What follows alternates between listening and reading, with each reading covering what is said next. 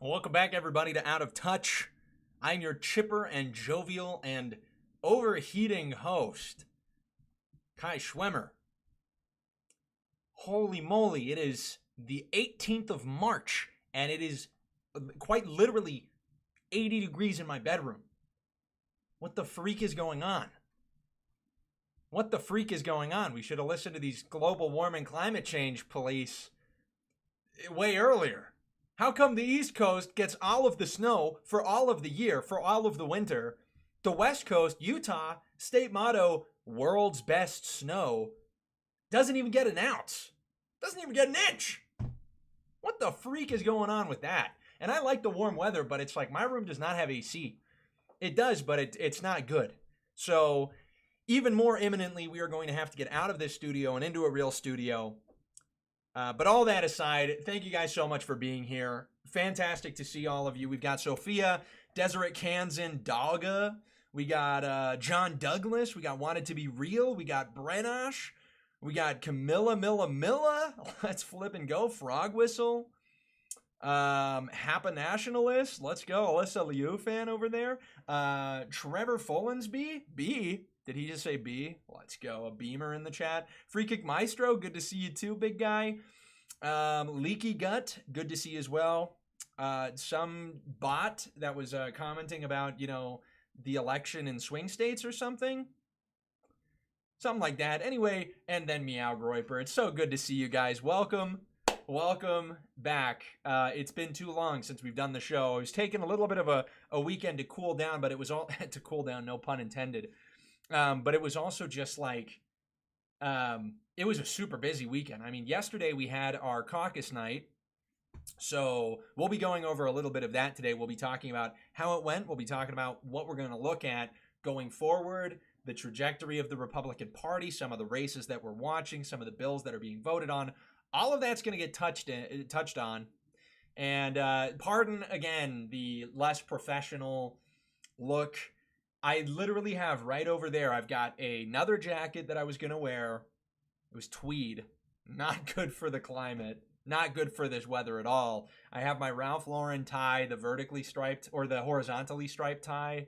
I've got, I had another shirt. I had this beautiful, what is it, Saint Laurent shirt? No, Dior. It's a Dior shirt. Beautiful shirt. Opted for none of that because it was literally just way too hot. So we've got this shirt that this is my grandpa's shirt. He passed away recently, and the cool thing is he had an incredible sense of style, and rather than throw out this stuff from whatchamacallit, from the 80s, rather than throw it all out because nobody else wants it, I'm going to try and carry on his legacy and make it look good. Total Chad. And I'm wearing my Palm Beach suit brought to me and to you through this visual representation. Through your phone screen, my suit is being brought to you by TR Sarter. And yeah, lots of exciting stuff that we have to announce. Besides just the weather, besides the fact that I need to get into a new studio, last night we had an incredibly successful caucus night. Huge sweep from the Utah college Republicans and college Republicans across the board. And what was I going to say? What else was it? Oh, yeah. And we've got a lot of fun stuff coming up. CPAC is next week. And I'm going to be honest, I don't yet have plans to go, but I think I'm going to go. I think I'm going to go for the last 2 days.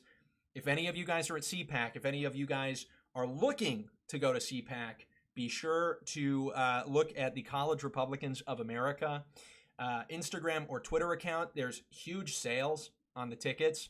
So, and if you are a college Republican, we need you there. Okay, we need you there. We're going to take it over. We're going to show them that this is the trajectory the party will go in. So you can hit me up or message the College Republicans of America account. We'll figure all that out for you. And let me just say, I tweeted, this is maybe the preface to the show.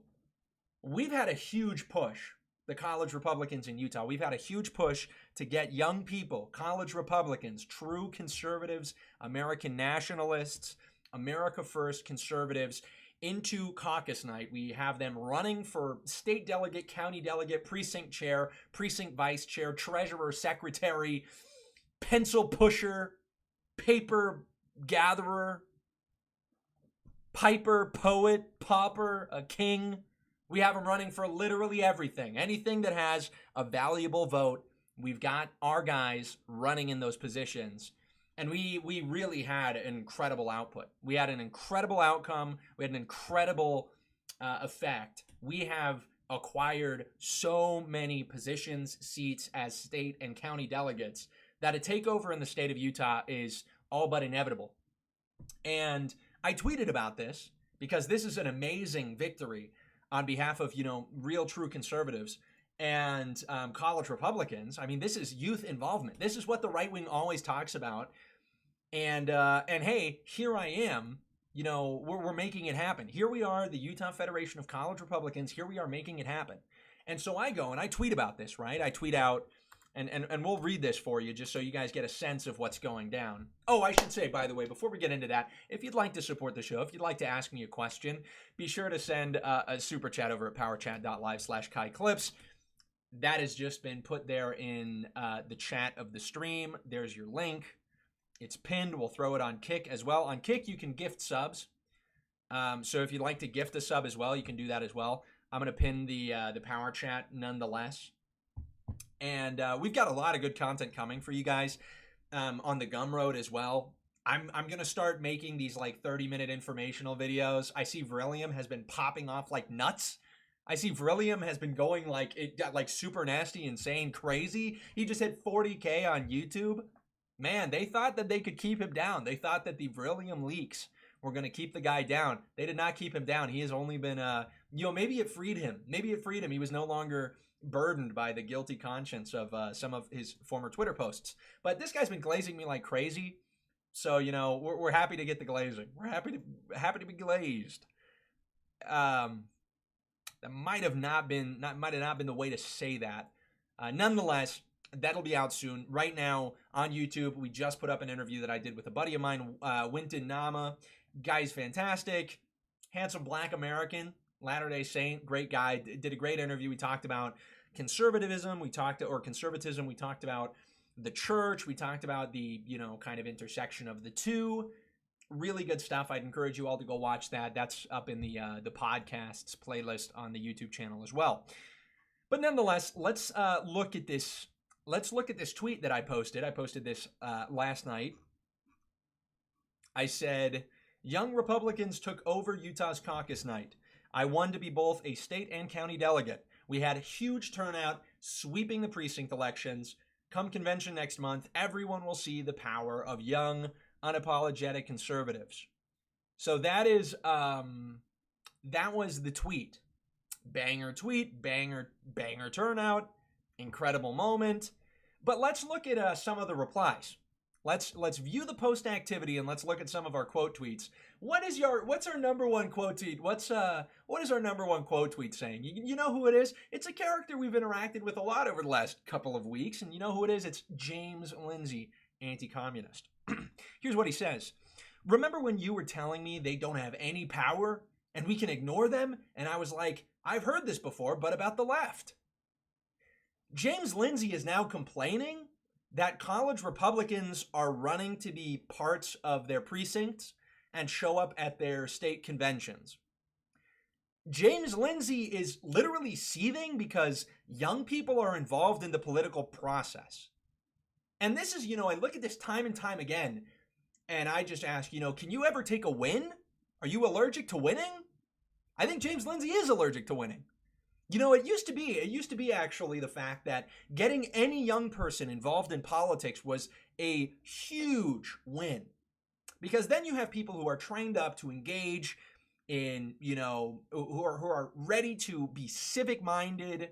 Their civic participation increases. They are trained to be political actors, to know about policy, to know which people and issues they need to be voting on and how. It used to be a tremendous victory if you could get a young person involved in politics.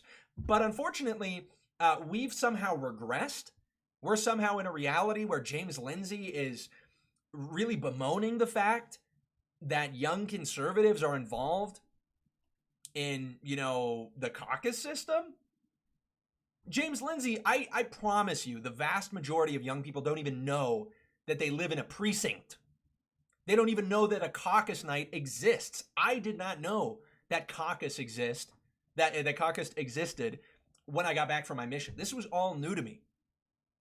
But here you are complaining about the fact that we ran and became state and county delegates. You're upset that young people have power. Dude, what the freak are you talking about? I'm sorry. It's just like, this constant need to lose, this desire, this aspiring to losing. I'm sick of it. I'm sorry. I'm happy that young people are state and county delegates. I'm happy that young Republicans know how to participate civically, okay? And I'm happy that they're not going to vote like you, James Lindsay, for Kamala Harris or who was it, Hillary Clinton. I'm glad that they're going to be a little bit more conservative than you are. I don't think that's a problem. Sue me. Sue me if we can get college Republicans to run for state and county delegate and maybe to not vote for Hillary Clinton in 2016. Then I think that's a good thing. I'm so sorry. And anyway, just a couple. Then you have Reverend Jordan Wells. Reverend Jordan Wells, pastor, apologist, Zionist, featured on Dr. Phil Fox, Jubilee. He was on Jubilee. TMZ on Blexit debates. He posts, "These Nazi-loving young Republicans need to be removed." Bro, what are you even talking about? Mr. Reverend Jordan Wells, what are you even talking about? Oh my goodness, Glorpus. Oh my goodness, Glorpus. Anyway, so that's the response. The Republican Party, addicted to doing wrong by its youth. Like what? You're going to sell our futures away for the GDP of the nation, and now you're going to tell us that it's a travesty that we're getting elected to become state and county delegates? Get the freak out of here. Yeah, sorry, dude.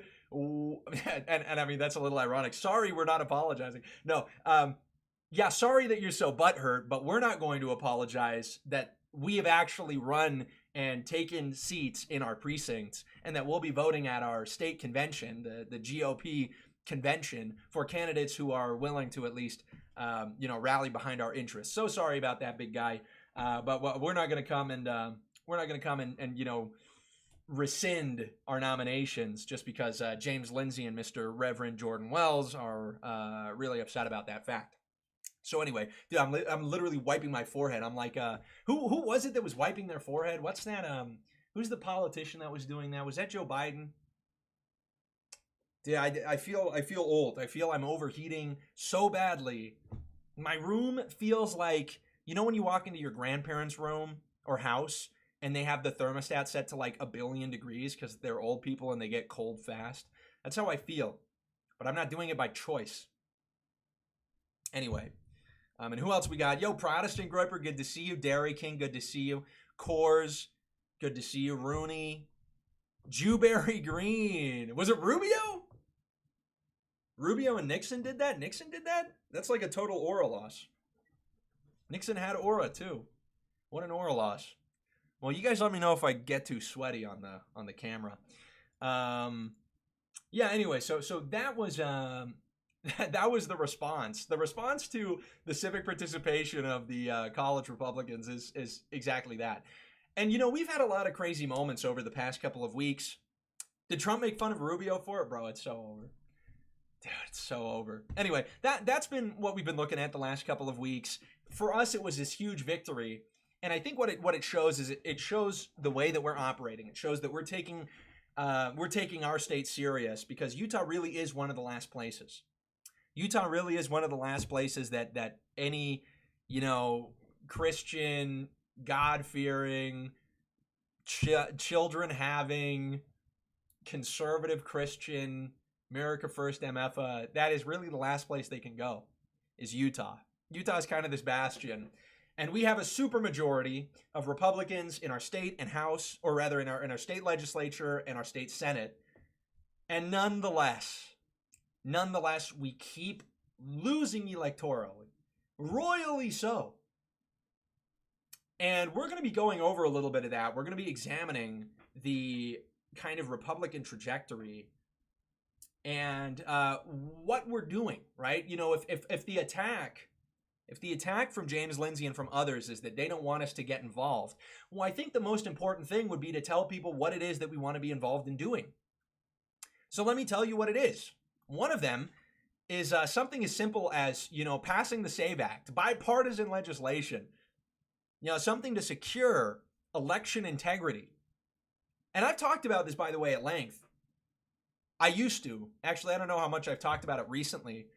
But I'm of the mind that voting should not actually be the easiest thing in the world. That might be a crazy take. I might be a radical for saying that. I don't think voting should be as easy as possible. I think it should actually be much more difficult. And I think that way you actually you actually keep a lot of really stupid people from voting. And that is preferable for all Americans. For all Americans, okay? And you think about it in simple terms. You look at the fact that, that person that didn't turn in their shopping cart, that person has a right to vote. They don't have the custodial sense to even take care of putting their shopping cart back when they go to the grocery store. If they don't have a sense of custody or this kind of like custodial nature for even putting something as small as a shopping cart away, how do you think they're going to think about the future of the country? You think they're going to have any sense of responsibility for their nation? I mean, really? And then you've got the other half. This is maybe the larger idea. You've got this other half of the argument that is an expanding on the idea of the shopping cart. Somebody who owns a home, who has 4 children, who owns a business and employs people, their vote is basically canceled out by any person who cares, who has American citizenship and cares to walk into a voting booth. And sometimes it's not even an American citizen. There are documented cases in states like California and others where non-citizens are voting. What the freak is up with that? And I don't know what it is. I'm not one of these people that says, okay, we got to nitpick. Okay, we got to do this, this, and that. I'm in favor of productive legislation, and there are certainly things that we could do to make the SAVE Act more productive. There are certainly things we could do to better secure election integrity. But I also believe that on an issue like, voting, it's okay at times to at least do the bare minimum. Am I crazy? Am I crazy to say that we should make it, impossible for a non-citizen to cancel out the vote of a business owner, father of 5? Because it is 1-to-1. One vote is not weighted differently at all.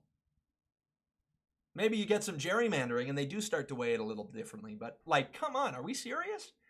This universal enfranchisement thing, it's like, I really think this is a right that people don't take serious enough. And what is the way that you inspire in people a greater sense of responsibility, a greater sense of appreciation for their rights? Sometimes people need to feel a little bit of a threat. I'm going to be honest with you. There's a lot of people who don't understand how important a right to freedom of speech, or the freedom of speech in general, they don't understand how important that is until they are deplatformed, until they are kicked out of, public life. That's kind of a huge deal. Sometimes it is important to kind of, maybe tighten things a little bit just to remind people, hey, this is big stuff. And the retort from Democrats about the SAVE Act has been, well, it's going to make it more difficult for people who should be voting like American citizens. It's going to make it much more difficult for them to vote. It's like, dude, good. Hey, I'm sorry, but if you're not going to vote unless you can do it in a drive-through, you don't really care for your right to vote. On my mission, I would see this all the time. You'd have some people who would live next door to the chapel. They would live next door to the chapel, and despite the fact that church starts at 11 p.m., despite the fact that they live next to the church, on Sunday morning, they still would not make it. And you realize eventually, it doesn't really matter how difficult it is. What matters is the person's resolve. And I love this quote, right? There is no chance, no fate, no destiny that can circumvent or hinder or control the firm resolve of a determined soul. Okay, dude. There are exceptions enough in the SAVE Act for people who do not have, let's say, the dog ate your real ID. The dog ate your birth certificate. There are exceptions enough. And if you care about voting, It is not at all. If you understand the power of the right to vote, then it is not a problem at all to go through, a couple more steps in order to ensure that you have the right to voice your opinion at the polling booth, at the polling station, on election day. If you understand that responsibility, not even just the opportunity.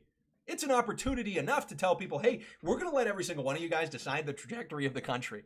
That should be enough to humble people. It's not enough just to do that. If they get a sense for their civic duty, the fact that as American citizens, they have a duty, they have a responsibility to vote. If they don't have a sense of that, of course they're not going to vote. Of course they're not going to go through, these extra steps. But if they do, it does not matter. You can put the poll booth on top of a mountain and they'd still get there. You put the poll booth in Alaska and I'd still be there. If it meant that I had the ability to, change things in this country. And so maybe there's a collision, and I'm willing to admit that, maybe there is a collision of a reality where we feel more and more disconnected from the accountability of we feel that our elected officials are less and less accountable to us for reasons like this right here, the SAVE Act, which, is not even being supported by every Republican in the Senate. Yeah, what the freak is up with that? Mr. Curtis, Mr. John Curtis. So maybe it's the fact that we don't feel that they're accountable to us, paired with the idea that it's getting more difficult. That could be it could be a combination. There could be some intervening variables. But nonetheless, I don't think it's ever been a good idea to make it as easy as possible for people to vote. I actually like the idea of a filter. I like the idea of a filter before people go out and, cast their ballot so that they can't, so that it's not like caucus night where you could just say, hey, vote for this guy. And the guy goes, okay. Maybe with your family, you can do that. That was based, there was a girl I was going out with some time ago, and she said something awesome. She said that, when they would get their ballots, her dad, who was super based, would get the ballots and tell them exactly how to fill them out. And then they'd go. It was like, okay, Dad, now what should I put for the county commissioner? Okay, Dad, now who are we voting for the Senate? Okay, Dad, now who's going to be our representative? That is how I envision it. That is the perfect voting process. That is a perfect voting process, man. Tapped in father, totally locked in, keyed in father, helping the family. That's based, dude. That's based. Well, and now here, speaking of this issue of accountability, this is where it gets to Utah. This is why running for state and county delegates, this is why it's so crucial. Why that was such a big push for us. Let me tell you something. Kiddo, bucko.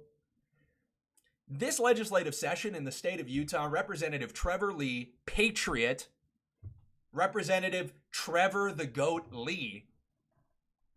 Yeah. They call him Terrible Trev. Terrible Trevor Lee. Terrible in a good sense, like in a whoa. Like this guy's getting stuff done. Trevor Lee had a piece of legislation that was going to bar illegal immigrants from being eligible for state funding, or state funds rather. We're talking, the typical grants, the typical social safety net support economically. That should be a pretty common sense thing, right? Let's not give state funds. Let's not, take these tax dollars and funnel them directly into the pockets of non-citizens. Let's prioritize Utahns. Seems like a piece of legislation that makes a whole lot of sense. Well, that bill, House Bill 88, HB 88, what's hilarious about that, by the way, you had a bunch of liberals who were like, dude, Trevor Lee's bill is literally a dog whistle. It's HB 88, like HH, like Heil Hitler. These people don't realize that, like, the bills get assigned numbers. Like, they don't even understand any part of this. Anyway, that was just an aside. I thought that was hilarious. So anyway, he's got HB 88, and these are, amendments to public assistance. This is the way that it's described, even by a left-wing outlet. HB 88, the central immigration bill of this session, would have tightened verification of lawful presence to receive most public benefits, narrowing the existing exceptions and restricting access to programs for undocumented Utahns, including WIC, immunizations, and communicable disease treatment. It failed. 7 attempts across the session, including a resurrection through House Bill 386 after the original died. Now, here's where it gets interesting. In House Bill 386, that's the one they just mentioned, this is where the language of House Bill 88 is put into a second bill, which is run by Lisa Shepard, another patriot. We love Lisa. Here is what's described. After House Bill 88 failed, after multiple attempts, this bill was used as a vehicle to insert essentially the same language. And this is the way they describe what happened. No senator wanted to attach their name and reputation to this poison pill. So House Bill 88, or 386, House Bill 386 moves on to the Senate. The problem is, none of the state senators, by the way, Republican supermajority in the state Senate, none of the Republican senators wanted to sponsor to take on the legislation in the Senate. What? Yo, Jimbo! Jimbo, good to see you. Sorry, I broke my flow for a minute just because I saw my buddy Jimbo in the chat. Jimbo, good to see you. Funny wave. Anyway, so Jimbo, I don't know if you know about this. Maybe you're not tapped into Utah politics anymore. Get this. Trevor Lee, patriot, the terrible Trev, runs House Bill 88, which is going to cut access to, not state funding, but it's going to cut the ability for undocumented immigrants to access Utah state resources, access, the WIC, immunizations, communicable disease treatment, which is an implicit way of saying, hey, you're not going to have access to, state-funded health care because you're not a legal immigrant, and that is hopefully going to discourage you from staying in the state of Utah. That bill failed. The supermajority of Republicans in the state of Utah failed that bill. Get this, the language of that bill is then pushed into a different immigration bill, Lisa Shepard's Bill 386. Lisa Shepard, another goat. We love Lisa. The state Senate, supermajority Republican, refused to sponsor the bill. So it would have been one thing if the bill had passed on to the Senate and failed. It would have been one thing for there to have been a vote and had this bill fail because Republican senators voted in the negation or abstained. But that's not even what happened. What happened was even more of a slap in the face to the voters that elected those Republicans. What happened is that none of the Republicans in the Senate were willing to sponsor the bill. And so it died in limbo. The bill didn't even make it to the Senate floor. It wasn't even debated. So think about that. Imagine you vote in a state senator. You expect them to pass legislation, and at the very least, you expect to know if they're in favor or against a piece of legislation. Well, what just happened here is a way of rigging and gaming the system, which is totally, by the way, a consequence of deliberation and of careful planning. Otherwise, I'm sure one of the senators would have picked up this bill. Nonetheless, because of this coordination, because of the planning, the bill died because it didn't have a sponsor. So what does that mean? It means that if you look up the voting record of any of these Utah state senators, you're never going to see that they voted no on the bill, even though that's basically what they did. They weren't interested enough in even debating it and voting on it. And you don't even have to have prolonged debate. You can get the bill onto the floor and vote on it like that. You can kill a bill like that. In fact, most of the times you force a vote to kill a bill. But that's not even what they did, because they know that as Republican senators, if they have to vote on the bill, and if they vote in the negation, that looks bad on their voting record. Then their heritage score decreases, or whatever. And I don't think heritage actually does it for state senators.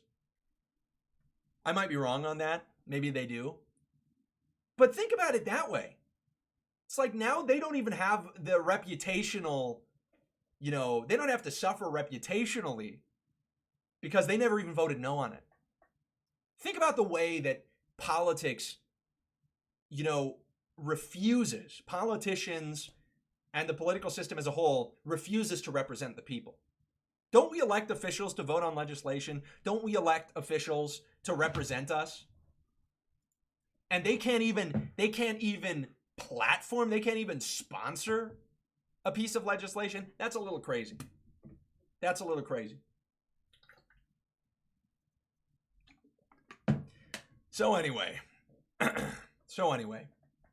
that is just one of those things that we're really pushing back against. Holy cow. Dude, I'm so shiny right now. I'm so shiny. I am so shiny. Oh my goodness. It's like, oh, what it is it gets darker outside. That's the problem. There we go. Now I'm less shiny, I hope. Anyway, so that is just one of these like incredibly frustrating things. It's like, what the freak is even going on in the state of Utah? And now let me tell you what we did. What we did is we got a bunch of college Republicans to go into their precincts on caucus night, which is March 17th at 7 p.m. Just happened last night. We got them to run to become state and county delegates. Now, what does a state and a county delegate do? A state and a county delegate, they go to the county and the state conventions. And what do these delegates do? They vote on the Republican nominee for congressional seats, for county seats, and for state legislature. And so what we have are dozens of college Republicans, of real nationalists, real conservatives, who see that the party and the incumbents right now are not even willing to like vote on some of these issues that we care about. And we are going to get in there. And because we're the delegates, they're going to have to win our votes. And so we're going to get on phone calls. I've got a list right over there of the people who are going to have to petition for my vote. And I'm gonna call them up and I'm gonna say, hello, Mr. State Senator. Hello, my Mr. State Senator. Why did you not sponsor this piece of legislation? Mr. State Senator, I'm sorry, I'm going to have to support your challenger because you did not exercise or even act on the will of the people. You were not interested in sponsoring legislation that me and my generation care about and agree with. You did not represent our interests. You sold our futures down the line. You did it in order to improve the state or the national GDP. I will not be voting for you. I apologize. Goodbye, bye. That's how you do it. This is the same thing we're going to do with legislators who are not pro-life. This is the exact same thing that we are going to do with legislators who are pushing for a urbanization, a total, like, godless urbanization of our cities. This is what we're going to do to senators and to legislators who are not going to be willing to be tough on immigration because they don't want to be mean. The enforcement of laws does not have to be a nice or a mean thing. It's a just thing. It is an issue of justice. So we've got a bunch of college Republicans who are willing, and I want the legislators, if there are any, to hear this.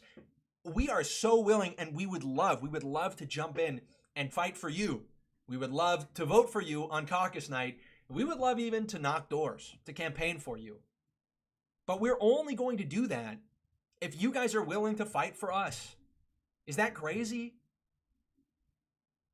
So I want to be clear. And this is, by the way, we were covering this. We'll move into our next story now. Some of the recent, changes that have been occurring within the admin and otherwise. One of the things that we're watching is the race in Texas. Now, there is a congressional race between Ken Paxton, who's kind of this MAGA pugilist, and you've got this other guy, John Cornyn, who is the incumbent, bit of a rhino. And there's a bit of a conflict between the two happening. And what is the conflict over? It is over the issue of Trump's nomination. Or rather, Trump's, my apologies, not the nomination. Trump's support. Which one is going to be a Trump-endorsed candidate? Whoever the Trump-endorsed candidate is, that's the guy that's going to win the election. Let me tell you that.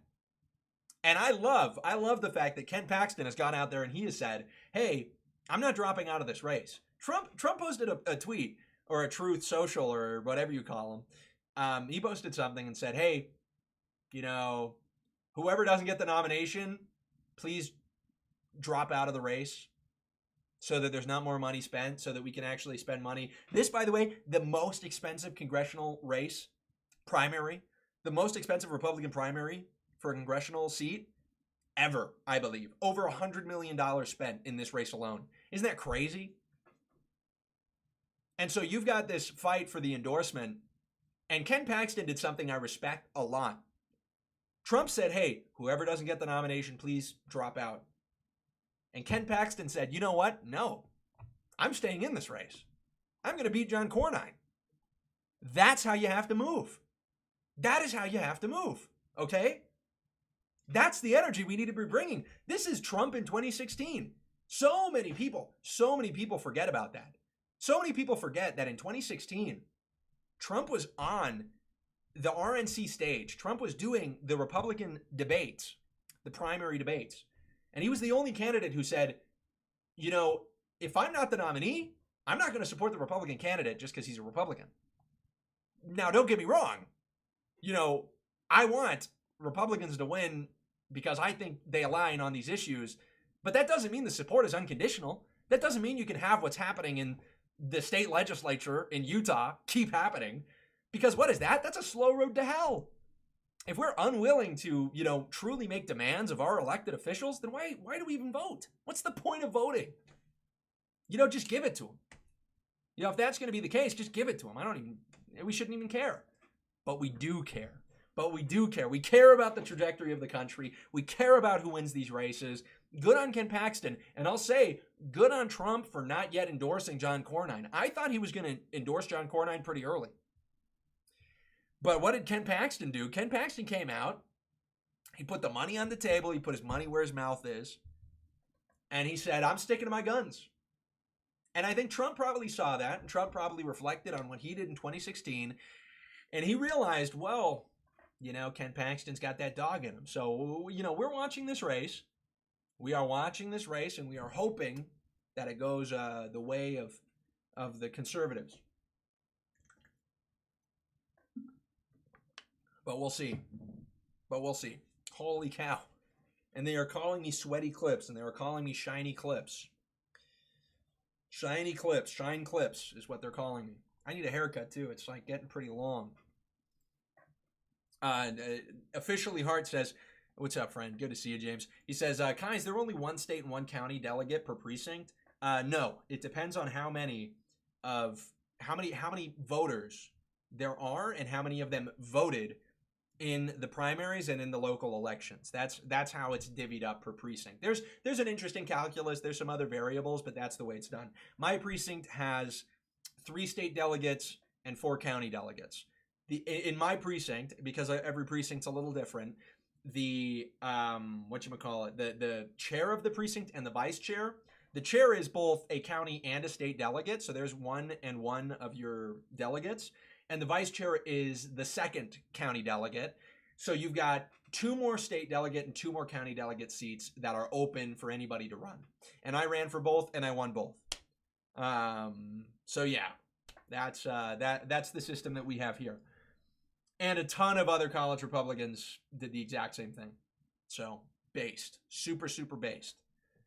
But yeah, that's our big thing. Is it's like, look, we are ready. We are ready to mobilize. We are ready to fight. We are ready to, you know, really make some moves and get the right people elected. But they have to understand that it's like, we are interested in these specific issues. We are not interested in backing off of the issue of immigration. And to the extent that immigration is an issue in any of these congressional campaigns, there was a guy, actually, this was so good. To the extent that immigration is an issue in any of these races, that's what we're going to demand. Absolutely. And so I was there yesterday. I was there yesterday in my caucus night, and the chair's son, this was so based. The chair's son goes, I only have 2 questions. Number 1, how long have you been a Republican? And he'd ask this to anybody who was running for whatever office. Number 2, do you want to deport all illegals? And I'm like, bro, this guy kind of gets it. This guy kind of gets it, low key. This guy kind of gets it. I want to keep it a buck with you. This guy, he's getting it. He's probably getting it too, you know? So anyway, that was fun. And I'll be honest, you have to go to these caucus nights. If your state has a similar system, you have to go. You have to show up. Because guess what?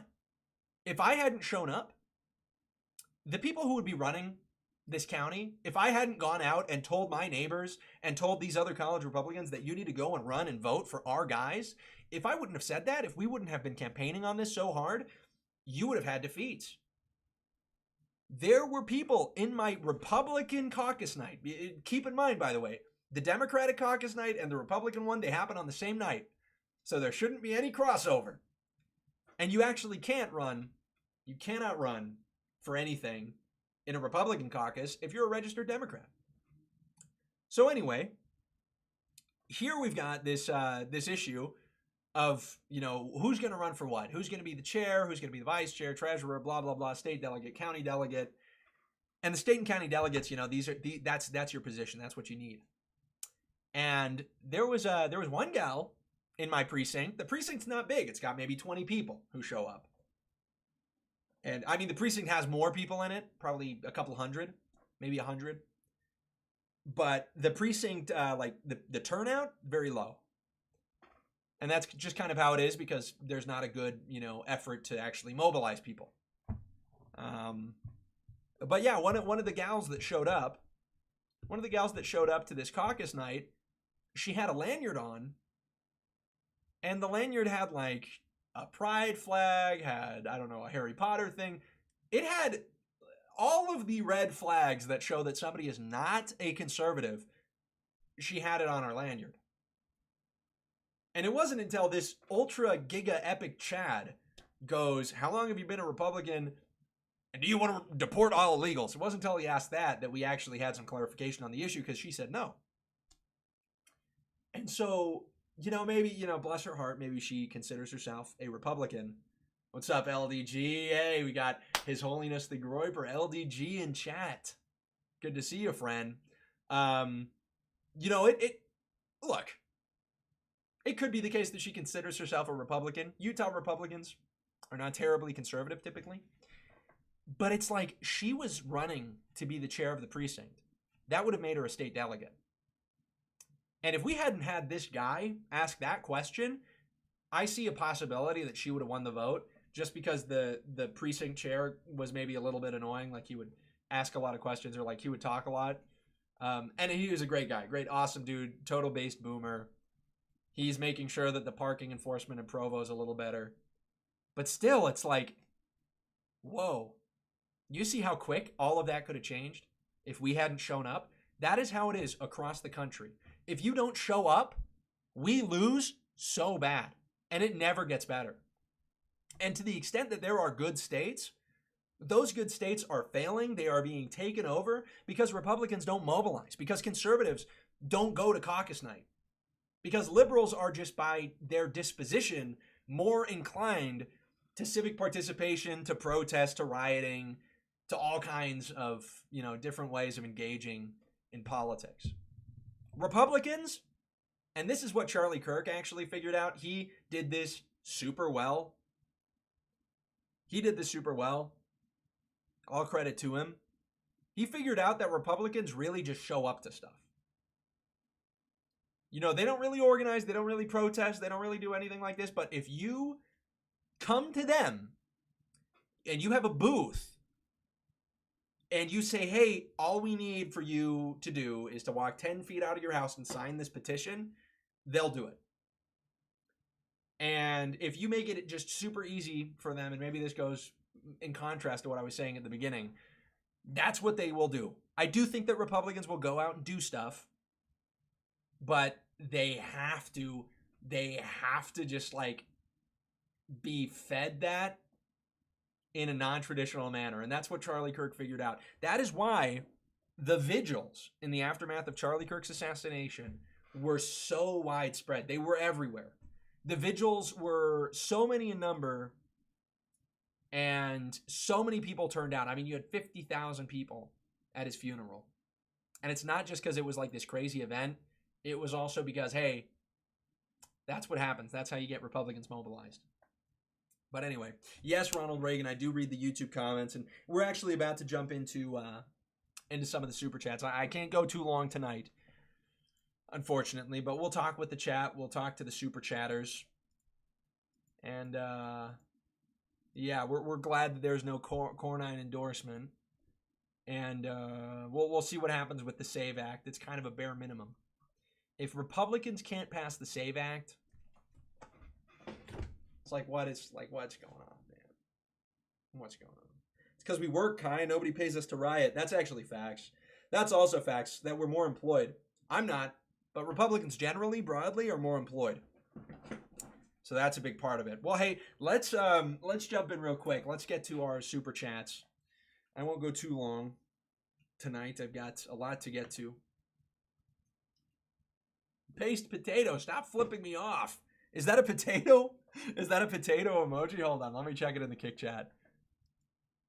Michael Lionheart, bro. I haven't heard that guy's name in a long time. No, Jimbo. Dude, don't make Jimbo flip me off. Jimbo and I are boys. No. Anyway, good to see Kai going for the Ellen look. Yeah, I'm glad you clocked it. I'm glad you clocked it. My creative inspiration there. Hey, Dairy King, thank you. Thanks for telling him. I mean, you flipped me off too, and you made Jimbo flip me off. Oh no, hold on. Yeah, you did make him flip me off. But the potato flip off, that's too far. What is it? Is that a potato wearing a Ushanka? Am I seeing that right? Anyway, let's get here to our super chats.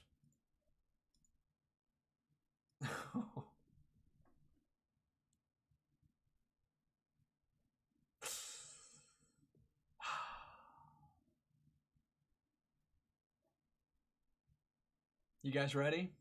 You guys ready for the super chats? We got a based super chat. Let's go.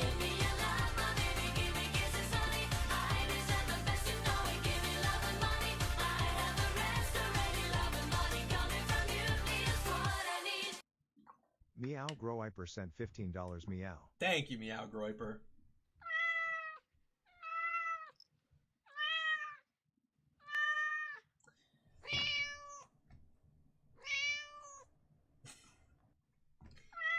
This is 10 hours of cat meowing sound, cat distraction / noise.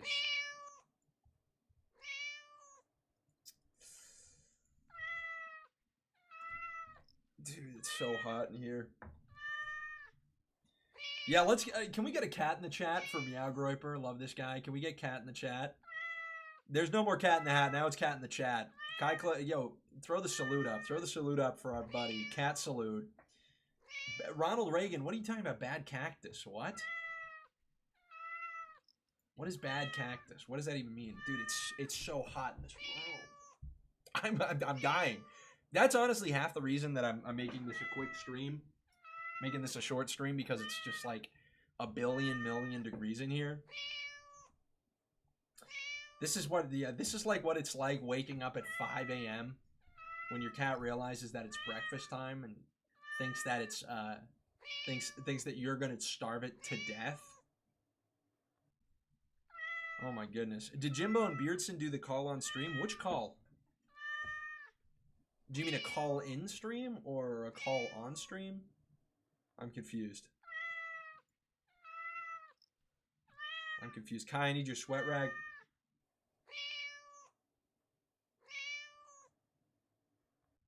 Trainman, what's going on?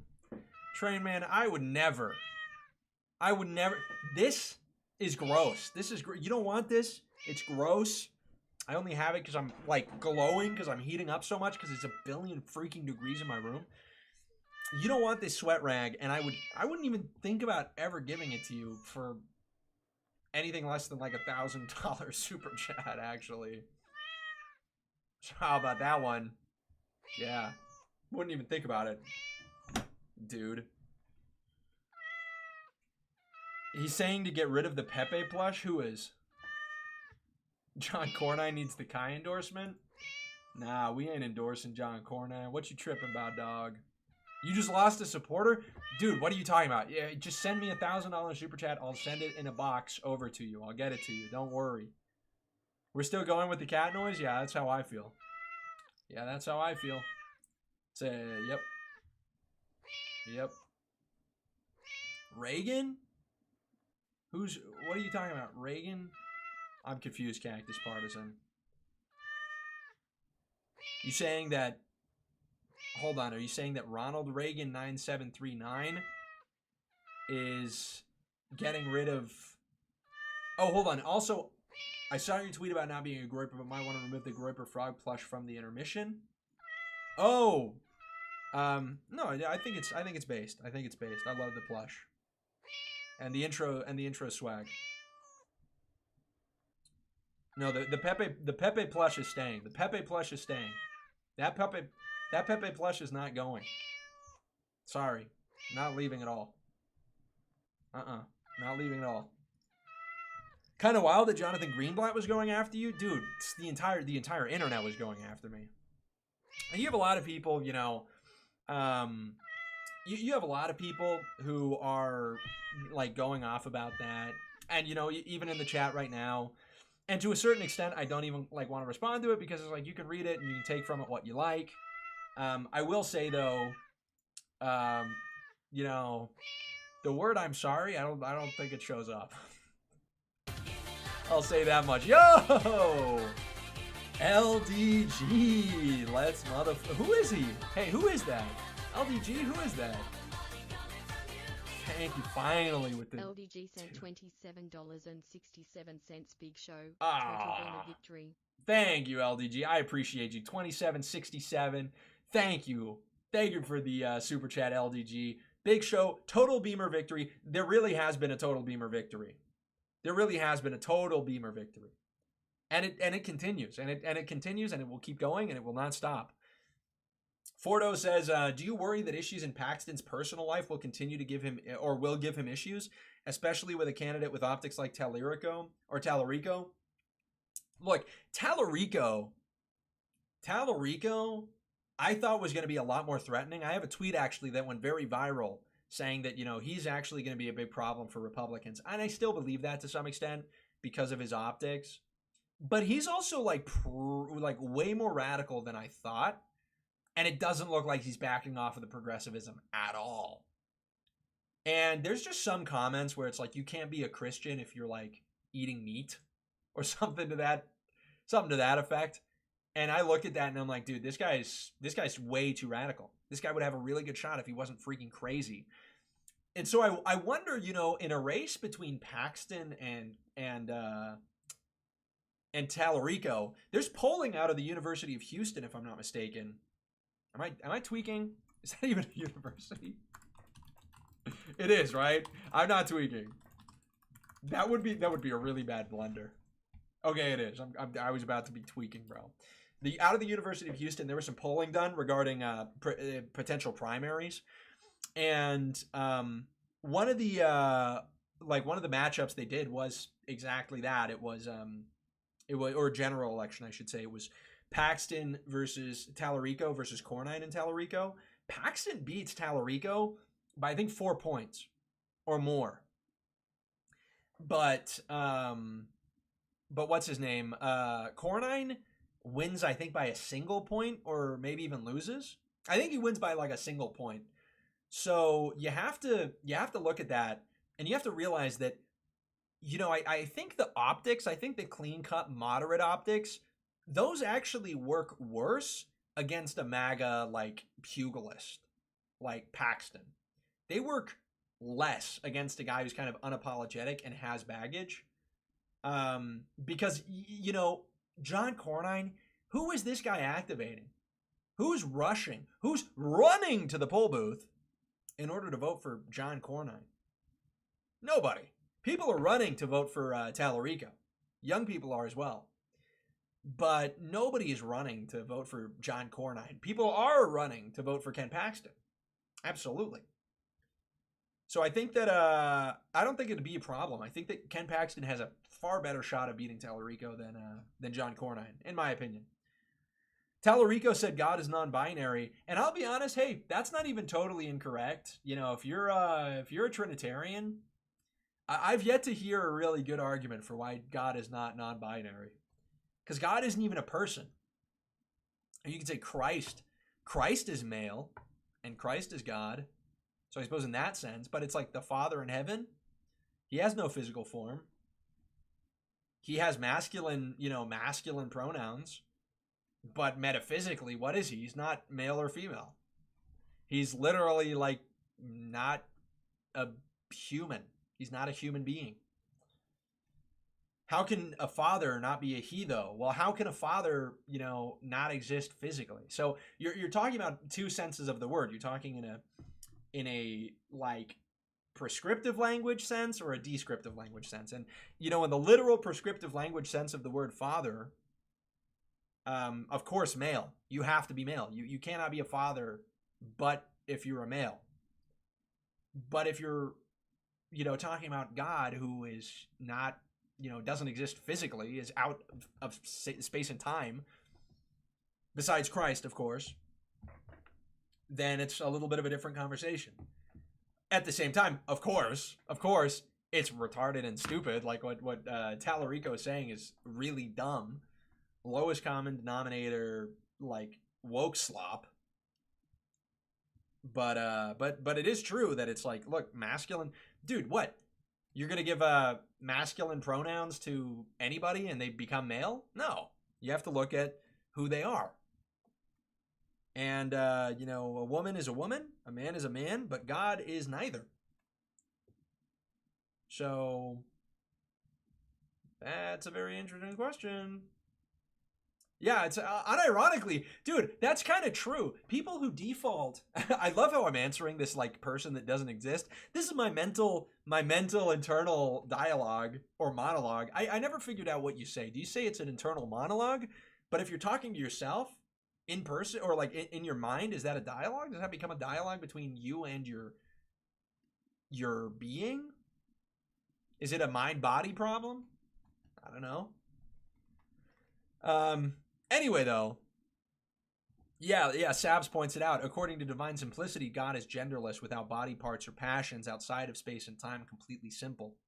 Stu Peters, what are you doing? I gotta put you in a timeout now. Stu Peters. You can't be writing all that mean stuff in my chat. Easy, Stu Peters. Easy, Stu Peters. Yeah, but so the people that use the argument of like the pronouns, you're basically justifying the left's framework. You're saying that, okay, well, pronouns are the way to derive a truth of someone's, sex or gender. And if that's the case, then wouldn't calling a trans person by their preferred pronouns make them that thing?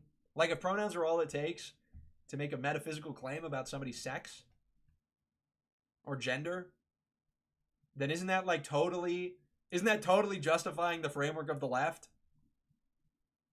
So anyway, yo, LDG, thank you for the big super chat. Freaking goat. Greenblatt's agents probably had that on screen record. Kai is doomed. No! It wasn't me! It wasn't me on my alt account. It was Stu Peters. He did me in. LDG, thank you so much for the super chat. He says, shout out Mr. Beasley for total control of the GOP. Yeah, he really puts the B in Beasley. He really does put the B in Beasley. He's the GOAT. He is the GOAT. And yes, total control. Total control is being reached. Total control is being reached. Total control is being created. It is being constructed. Total control is had, but it's being expanded upon. The infrastructure exists. Now it is just holding onto it and grabbing onto it and never letting go. Brennosh says, they say it's a social construct, but at the same time want to make physical changes to themselves. Dude, that's so real. Yeah, bro, whole lot of work for a social construct. You think gender is a social construct? Why are you cutting off your penis? If gender is a social construct, why the freak are you cutting off your penis? Make it make sense, Twinno. I wonder if we have any malicious clippers watching, or even worse, Joel Berry. Wouldn't that surprise me? Joel was spite watching the stream a couple weeks ago. That was the case. Michael Roman AF says Adam was created in God's image. So, Michael, you believe that God has a physical form and is male? And by the way, to, to steel man again against your case, to steel man the opposition case, Michael, the other thing is that it says that in his image created he them, male and female created he them. So it's not a great argument. I don't disagree with it, because the LDS perspective is literally, yes, God made man in his image because he has a physical body. But I don't like the it's not like a consistent argument. Kreblov says, I would push back against that a little. Jesus Christ is a man. In the Trinitarian point of view, Jesus Christ is God, so ergo God is a man. That's a better argument. That's a much better argument. That's the argument you have to make. But then they say, okay, well, what about God the Father? How do you know God the Father is a man? Because there is, some distinction made. You say, well, God the Father is without a form. So you say, okay, well, then God the Father is non-binary. And then you kind of get into the same. But it is a good response rhetorically. Michael says, there wasn't a woman until Adam was already lonely. No, you're right. But you have to think about the two creations. And you have to look at the scripture, right? You can't, that's a shift of the goalpost. Let's look at Genesis. Let's read this.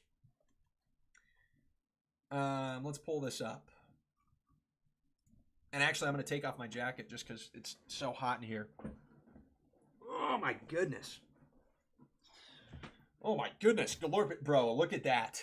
What does that say? It says out of touch. Is that not the most Kino thing? Is that not the most Kino thing you've ever seen in your whole life?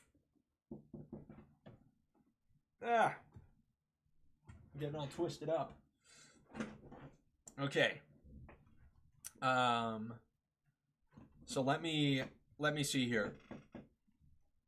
Let's go to the creation of man. Here it is, Genesis chapter 1. Here it is. So God, this is verse 27 of Genesis 1. So God created man in his own image. In the image of God created he him. Male and female created he them. And maybe you do like an analysis. We do a critical biblical textual analysis, and we read, well, look, it says, in the image of God created he him. So specifically, he created Adam in his image, and then male and female created he them. So the creation of the female sex still exists, but he does not specify that he created woman in his image. That is, I actually hadn't done a textual analysis there. That's a good argument. That's actually a really good argument. And it substantiates the LDS case, right? Because then it's like, you don't even have to get over the issue of God not being, female. That's based. Daga is right. Daga is so right. He says, LDS theology is the only theology that can coherently and comprehensively claim that God the Father is in fact a male. Classical theism can only claim God is male due to the pronouns utilized. And like we just went into, if you're using the argument of pronouns, hey Chad, am I frame mogging? If you use the argument of pronouns, then you are ceding ground to the left rhetorically. You're using their same argumentation. Dude, hold on, Chad, are we frame mogging?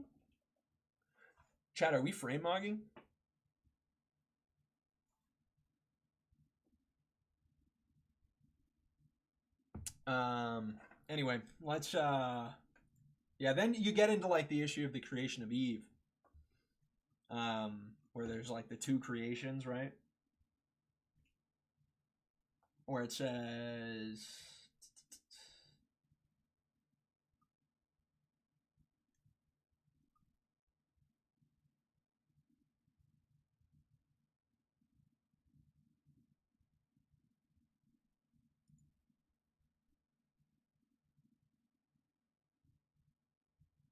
yeah, you have the creation in chapter 1 of Genesis, the one that we just read. And then in chapter 2 it says, and the Lord God formed man of the dust of the ground, breathed into his nostrils the breath of life, and man became a living soul. And then you have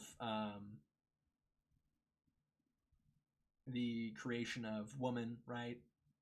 Where it says, And the rib which the Lord God hath taken from man, made he a woman and brought her unto the man. Did you know? Did you guys know?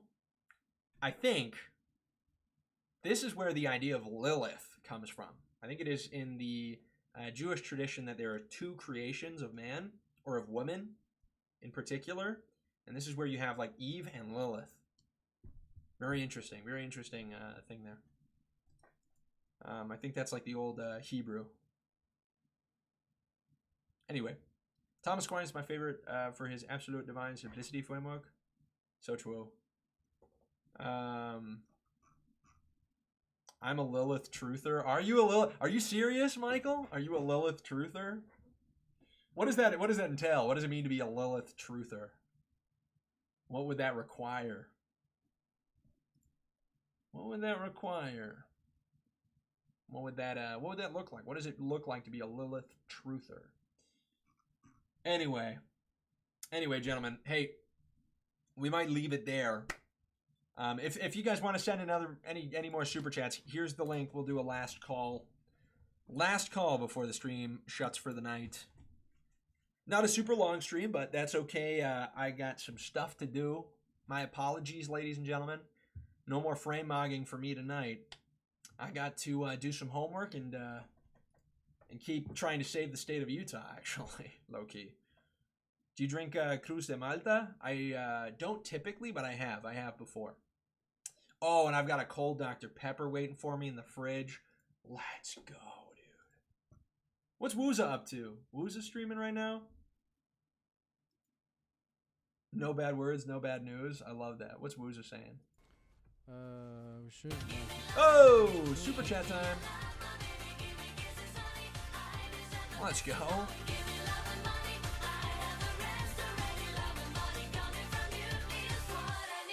Solar sent $5 not relevant to the topic of the Bible and God's pronouns, but can you articulate your thoughts on Nick, and if you still support him in the movement?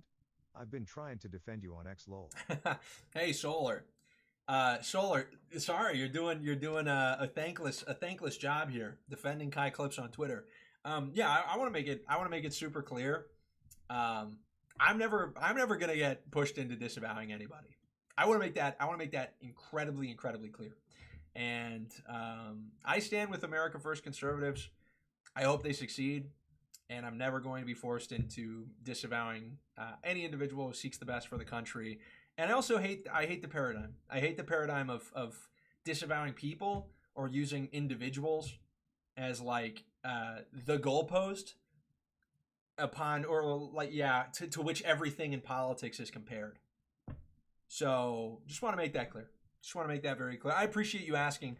Obviously, that's kind of like the elephant that is in the room. The elephant is in the room. Address me. So yeah, I want to make that clear. Like I absolutely, I want the best for the country, and I will support the efforts of individuals who want the best for the country, and I will never be pushed to disavow an individual. Maybe Milo Yiannopoulos. I ratioed him like crazy. But I'm never going to be pushed into it. So just want to make that very clear. And yeah, I think that's all there needs to be said. I'm Kai Schwemmer. It's like I know a lot of people got upset about the labels, I'm not a groiper. Look, I'm Kai Schwemmer. I have my views. Those views are not going to align 100% with any other individual in the world. We want to agree 100% with Jesus Christ, and we should. But even with him, the human man, has, disagreements. We're not justified in those disagreements, but even with him, we find things over which we disagree. So, yeah, I want to make that super clear. And I think it was clear. So, I am Kai Schwemmer. I don't think that there's another label that more accurately sums up my perspectives, and if anybody is interested in any of my perspectives, I encourage them to ask me. That's what conversation is about. But I'm not gonna engage in this left-wing paradigm, eat your own, cancel culture division that only seeks to empower the left when we need to be winning. So yeah, that's the take. Thank you for the super chat, Solar. I appreciate you, big guy. Appreciate you being here and supporting the stream. What was Wooza doing? What was Wooza doing? All companies protect their brand. Let's say hi to Wooza. Apologize to me. With money. Hello, Woos. Did you just say apologize to me with money? That's funny. Hello, Wooz. That's not the real Kai. What? That's the real Kai. Prove that's the real Kai and gift $100. Bro, he thinks I'm rich. Hey, yo, he thinks I'm rich. Nick called you on the last episode, Kai. He said that you're an F. Dude, it cut out. I did not pause it. It cut out. I'll share the screen right now so that you guys know it did not pause. It cut out. I did not pause it. It cut out. Let me make that clear. That is okay. All right, we're back. All right, it's pausing again. Hold on. Just so you guys know, I did not pause that. I did not pause that. Utah right now. What do you mean? Okay. That's him? Then why is he asking if I'm back in Utah? You see me? I'm on my computer. I'm moving, though. I'm moving to Missouri next week. Why, dude? Wait, this guy's low.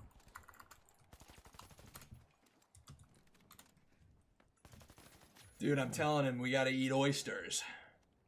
Telling Mr. Woozer we gotta eat oysters. Oysters are like, that's my move now.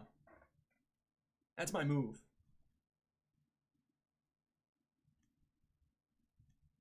I be eating oysters.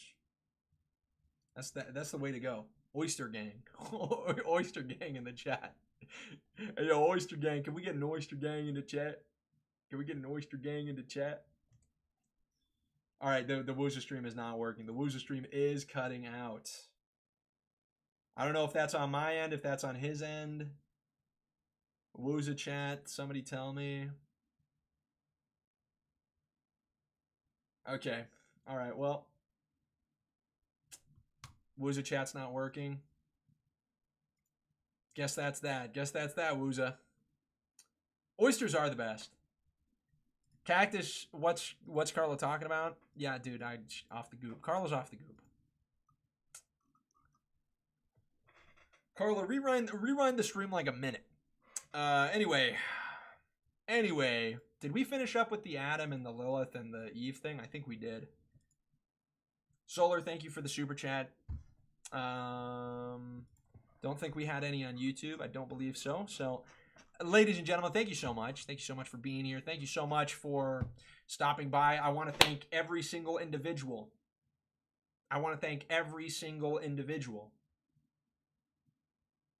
Who has been here, who has supported. Solar as well for doing the thankless job of defending kaiclips. And hey, if you guys want to go on Twitter and defend kaiclips, I appreciate it. I love you. The one thing I will say, please be Christ-like as you do so. That is the big thing, is like, don't give people any more ammunition, please. But it is much appreciated. I see those messages. I do my best to like them. I do my best to love you guys. Because I do love you. I love Dairy King. I love Dairy King, even though he keeps sending Jimbo Zoomer flipping me off, flipping the bird. Deseret Kansan, I love you too. Sabs Master, I love you too. Najee Lagoon account. Jake the Cheesecake. They get flown in. Hey, the oysters get flown in. It's not sus. You haven't heard of Rocky Mountain oysters, bro? What are you talking about? Frog Whistle, Cactus Spartan, Carla, Platform America, Tallarico, Texas, bro. Meow Groiper, Solarius, Europilled, Clementine Town, Michael Roman, Dalga, Kreblub. You guys are so goated. I love you. Wanted to be real. Love you too. Jack Gumbo, LDG. I love every single one of you guys. So thank you for supporting me. New content out very soon. We're going to be going to Colorado Mesa in a couple of weeks. Then we're going to be going to whatchamacallit?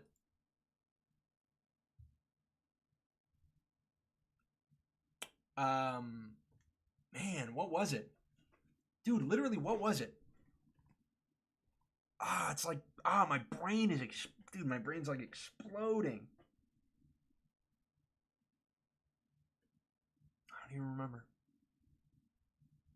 On goodness, I don't even remember. Freak. Anyway, I'm going to be at another college at the end of April. Georgia Tech. I'll be at Georgia Tech.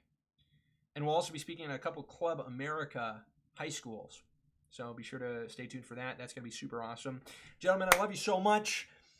Unfortunately, for this episode, we are out of time. I hope you have a good one, and we'll see you again very soon. Adios.